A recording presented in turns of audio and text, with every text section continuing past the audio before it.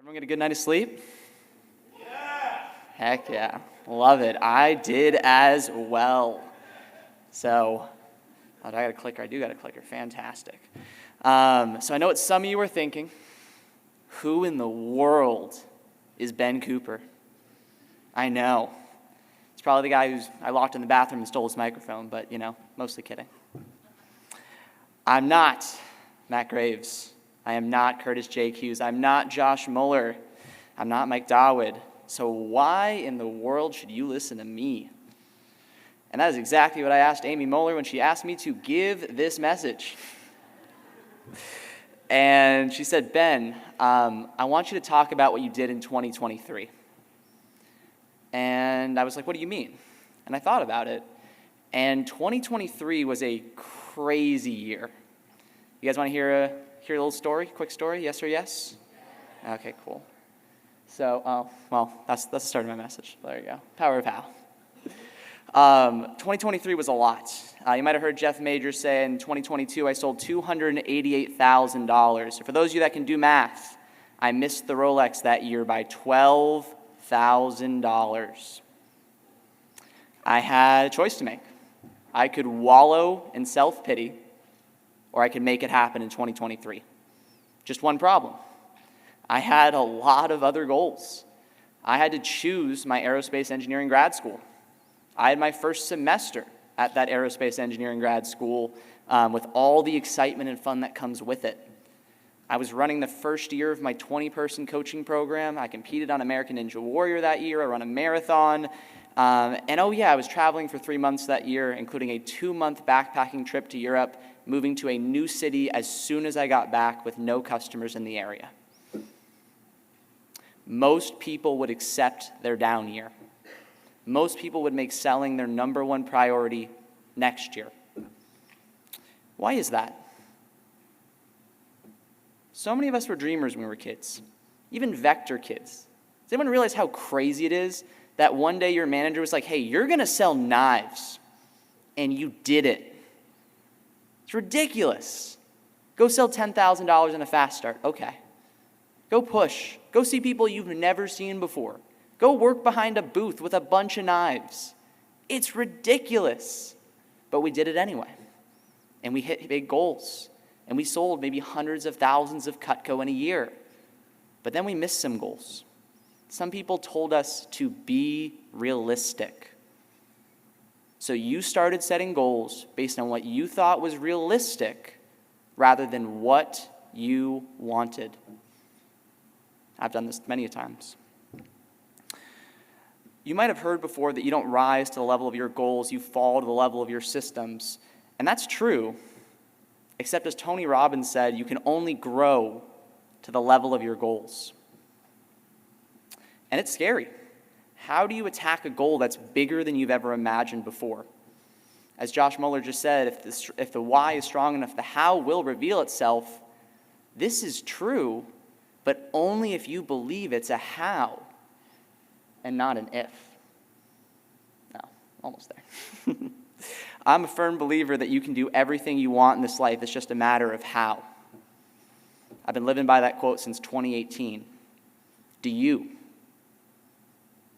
Because I'm here to tell you, before leaving to Europe, I was at $158,000 in sales, came back two weeks through August, meaning I had 4 months and 2 weeks, barely halfway to my goal, in a new city with no customers, with no key events.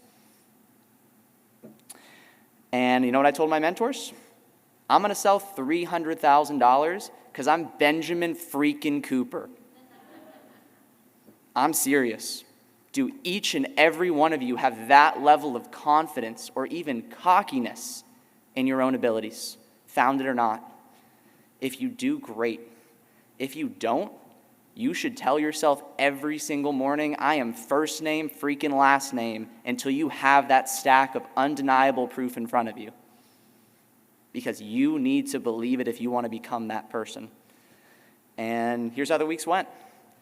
I sold at my last appointment of the year, sold an Ulti builder to crest over $300,000 with a $141,000 campaign to win this Rolex, working 2 to 3 days a week. around school. And I'm sure you're wondering how. Like, what's the one thing, as Josh said, that made the biggest difference for me? And I realized quickly it was two things. Number one, clarity in my purpose and my goals. And number two is running an appointment-centered business around generating referrals. So I got 20 minutes to tackle both. Y'all ready? Can y'all write fast enough? You sure? You don't sound that confident. I need a heck yes. Let's go. I'm going to start with clarity. Anyone ever wondered, what the heck am I working so damn hard for? Me too. At one of the lowest points in my life, when I was failing at nearly everything, from school to relationships to sales, I asked my mentor, what do I do? And he asked me, Ben, do you even know what you want? How do you know you're failing if you don't even know what you're shooting for? And that was a huge turning point in my life. How many of you are setting and breaking down personal goals the same way you break down your sales goals and your Cutco goals? I wasn't. And how many of you build your calendars around those goals every single week? Because I wasn't. And I do now. And this allows me to accomplish multiple high-level goals in the same year. And I call this priority planning. So we're going to do an exercise together right now. So everyone, please, if you don't already have a pen and paper out, please get it out. You can use a computer if you want, but I think it's easier on pen and paper, so your choice. So step one, guys, I want you to write out every single one of your priorities in life right now. And let me get clear what a priority is. A priority is something in your life that you give time to on a weekly basis that adds value to your life. Examples for me include running, American Ninja Warrior, Cutco sales, Cutco coaching, entrepreneurship, relationships, and school. Other examples could be religion. It could be family, a significant other, another business, fun, clubs. Do your best to limit this to 5 to 7 things. Write them down. Once again, only things that you do weekly that add value. Thank you for the music. Fantastic. You're so good. Now, sleep is great, but that might be more about health or exercise. Video games can be a priority if it's something that you want to prioritize. But again, limit this to 5 to 7 things. Again, fun and going out can be a priority. It was one of mine. Travel can be a priority, but only if you're doing work for it almost every week. List them. Give you 20 seconds.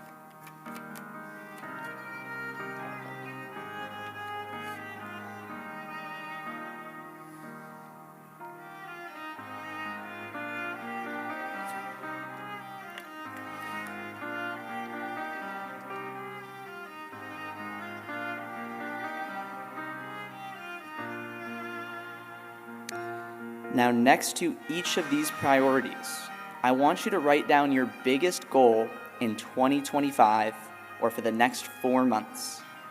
For Cutco sales, it might be easy. It might be a sales number, an average order. For school, it might be a grade. But what about my significant other, my family, my friends? What the heck do I put for that? For those of you that don't have goals for those, think of those as weekly minimum standards. What do you need on a weekly basis to feel fulfilled and content in your life? It could be number of activities with friends, family, or fun. It can be hours, text messages, phone calls. Or for me, it's trying 2 new restaurants every week. I love food. Some of you have never thought of your relationships or fun this way, and it's powerful. If you've ever felt lonely or like you're missing out, it's likely because you didn't have clarity on your commitments and your standards. Once again, 20 seconds, write down your goals next to those priorities.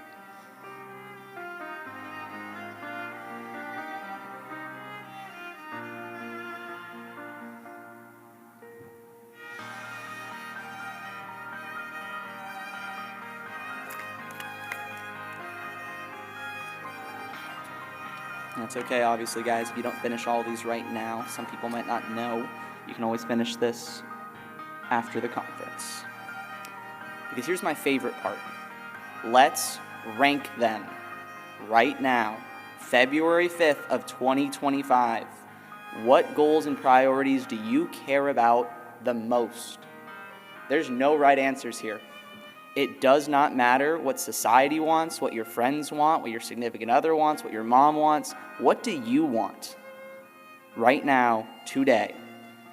During college, my number one priority was fun when I won all those All-Americans. Is that the right thing? It's the right thing for me. What's the right thing for you? And for those of you that are struggling between a couple, one question I love to ask myself is if I have two goals, and I'm like debating between the two, if I missed one, which one would I feel the most devastated about missing out on? And if I hit one, which one would get me the most excited? Once again, 20 seconds. Rank your priorities. And this order can change, by the way, guys. It can change next week, next month, next year. But what are they right now?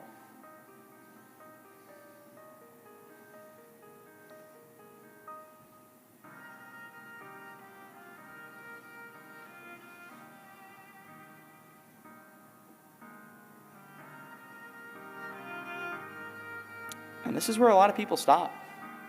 They set goals, but few people break down their non-Cutco life goals into what Josh Muller called one-thing activities. There is one thing that drives 50 to 80% of results in any industry. In Cutco, it's getting on the dang phone. It's phone calls and practicing your scripts and learning. What is it for every other part? Next to each year goal, what's the one thing activity that's going to drive 50 to 80% of those results? For some of your minimum standards, whoa, my minimum standard is my one thing activity. Fantastic. You've already got the work done for you. And get specific. Don't just say phone calls. How many phone calls? How many hours of learning? How many PR calls if you're doing management stuff?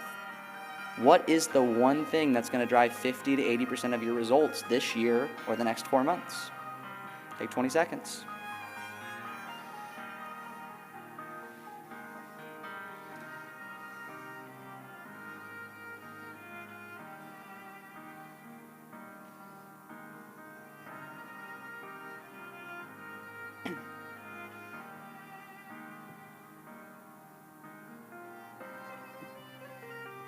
Oh, there we go. Feel free to take pictures of that. Cool. All right, hopefully everyone's almost done on that one. Did it feel good to write that down on paper, by the way, guys? Yes or yes? Can I get a louder yes? There we go. That feeling is clarity. Knowing what you care about is important, but here's what's more important. It's how you use it. You guys need to build your calendars based on this list and your one-thing activities. So rather than focusing on the boulders, the pebbles, and the rocks, or whatever they call it, put in your non-negotiables, the things that can't move. But then you're going to want to put your priorities in order in your calendar. You need to prioritize the things that you care about the most. We all have time that we're more productive than other times of the day. Put your most important tasks during those times. That's how you design the how to do everything you want in this life. So, hard pivot time. How to have a $300,000 year without working every event possible. Ready? Let's do it. So everyone's big year looks a little bit different. But common formulas include having thousands of past customers, a huge business gift layer, federal program, work every event possible, and work your way up your events team. And these are all great options. But I bet almost everyone in this room does not have thousands of customers, is newer to business gifts, is not in the federal program. So for most reps, the only option is to go all in on events. In 2023, I sold $300,000 working almost every event I could. Only $150,000 was from events and event service calls. So where'd the rest come from? It had to come from other layers. And it would have taken me years to sell $300,000 if I only worked events. Just like Josh said, taking layers together. And obviously, guys, events cost money. I spent tens of thousands on events in 2023. Was it worth it? Of course. Does that mean I stopped working events in 2024, 2025? Of course not. I love events. But we all know the random farmer's market that no one shows up to, or the one event we work every year that's ridiculously expensive for no reason. We don't have to work every single event if we have other layers to build on. So a lot of people believe there was no other option, except again, there is. That option is building a referral-based business. And you know what that means, guys? That means doing demos again. Scary, right? Why? Why is it scary? Because you are out of practice, most of you. Why did you stop doing demos to begin with? Is it because none of the other cool CSPs were doing them and you didn't want to be different? Is it because you're not a college student anymore and there's no way Mrs. Jones would ever do a demo with you if you weren't a student? Because I definitely just, milk a scholarship still. I don't. Or is it because you weren't great at getting referrals? And rather than learning to get better, you decided to chase the new shiny object, which was events and business gifts. Happened to me. Happens to all of us. We're all guilty. But whatever the reason you stopped doing appointments is not the reason you can't go back. In the time that you can work one shift at an event, I can do 4 appointments, make 30 calls, sell $3,000 to $4,000 with an 85% closing ratio and almost no expenses. My 68K push was all appointments this year.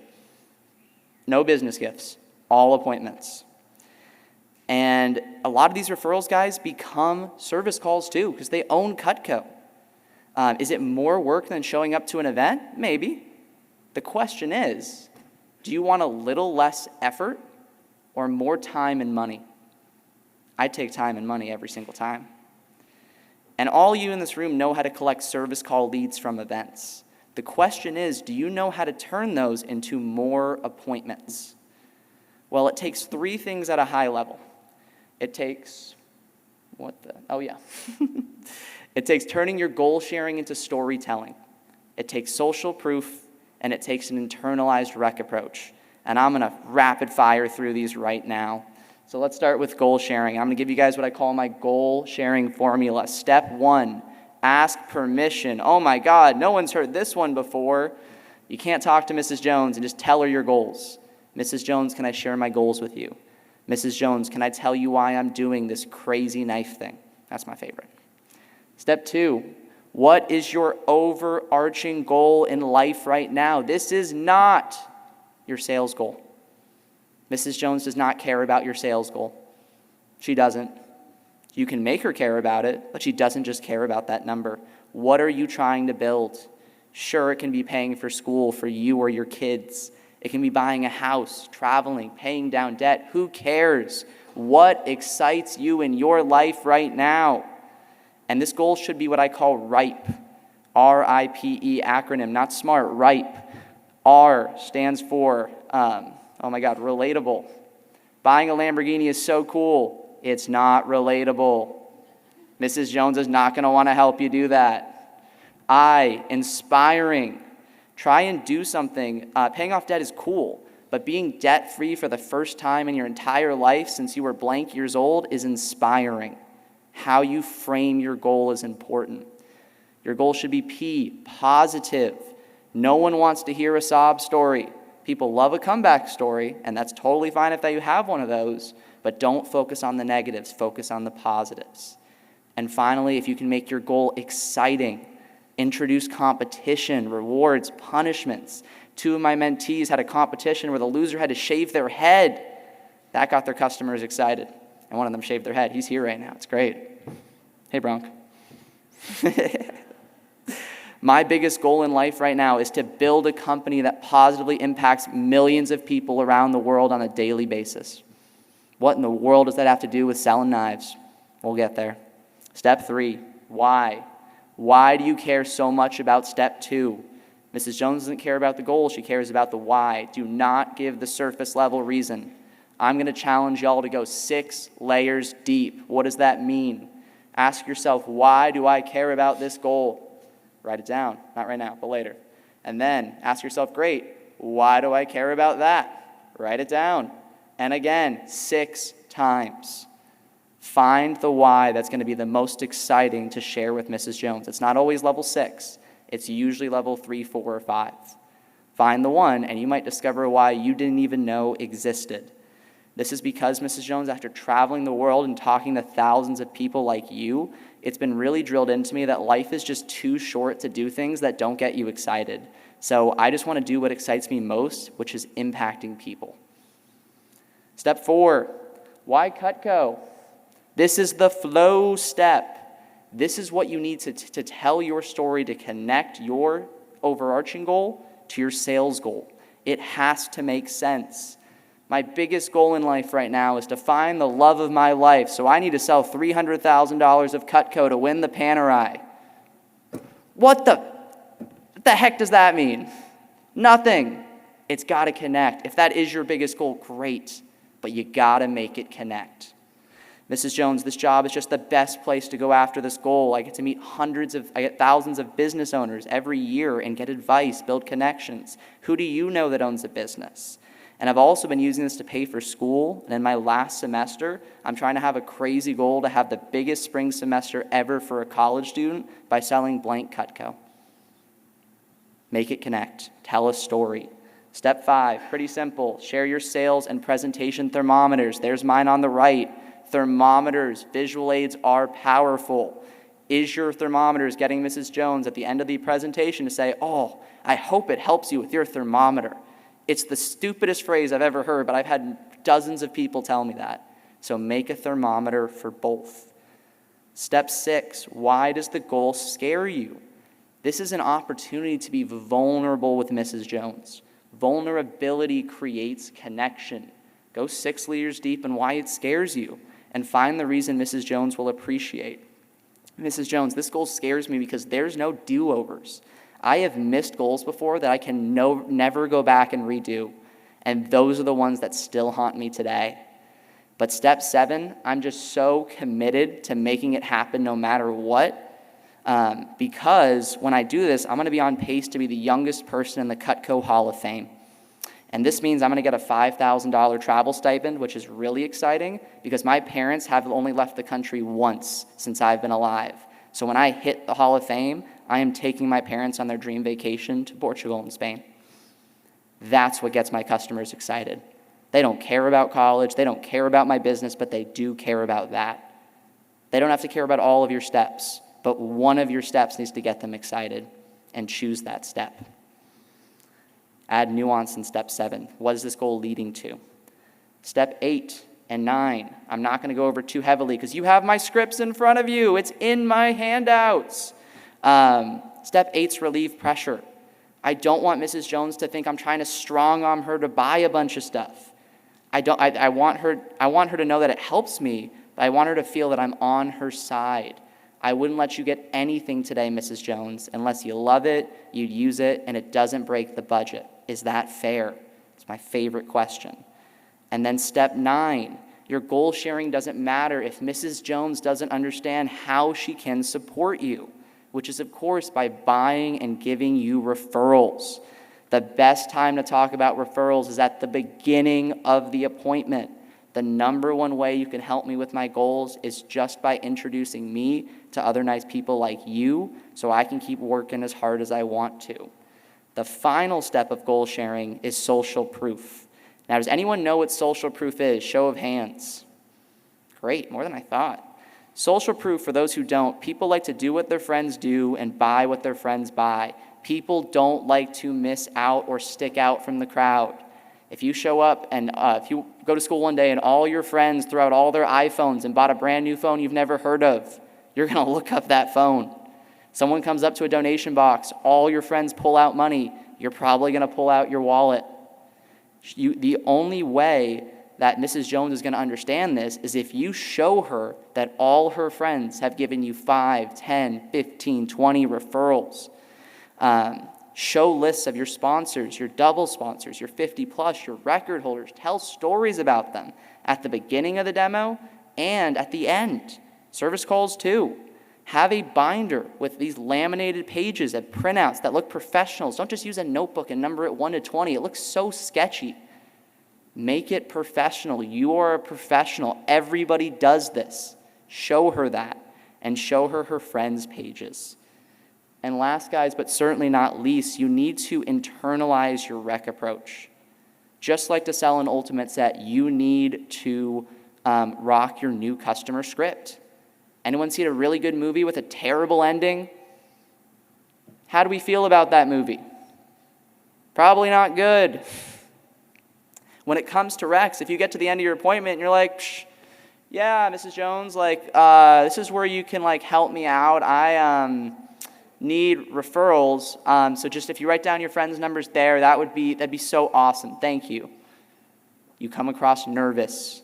You come across that nobody does this. You're expecting the no, so why should she give you referrals? When your manager told you to memorize your rec approach, they were so close. You need to internalize it. It can't sound memorized. It's got to come from the heart. It's got to be you. Make it sound like you. And I'm not going to give you my whole rec approach. A few quick tips, since I don't have time for all of it, is sometimes at the end of the demo you can lose a little bit of rapport. One of my favorite questions to ask is, hey, Mrs. Jones, at the end of my presentation, I love to get one piece of advice from everyone I meet. If you had to give me one piece of life advice, what would it be? Builds a layer of rapport right back at the end of the presentation. I love it. Number 2, always reintroduce your goal back into your rec approach. I need to get introduced to blank people to hit my goal of blank. So if I can just talk to 900 of your closest friends, that would be amazing, right? And number 3, handle objections before they come up. Specifically, I want to talk to, I'll send you those names later, and I don't know anyone. Because I'm sure all of you heard that one before, right? Yeah, of course. So Mrs. Jones, I have this pen and paper here. That way you don't have to send me a bunch of phone numbers later to save you an hour of your time. Your time. And second, I'm just not looking for people you think are going to buy a bunch of knives from me. It'd be really crazy if you knew your friend's knife buying habits. I can promise you this, your friend Sally did not go, you know who's going to buy all the knives from you, Ben? Mrs. Jones. Mrs. Jones is going to buy all the knives. No, she just said you were nice, might listen. So I'm just looking for nice people like you. You just got to promise me they're not serial killers, because we really try not to support that, you know? Gets a laugh every time. End with a joke, please. But that's mostly it, guys. Could I spend another hour teaching you tips and tricks? Of course. But this is the meat and potatoes of how I plan my life and build a huge referral bank. I take stock of my priorities every week, and I build my schedule around it. I turn my goal sharing into a story. I show social proof, and I made my referral approach my own.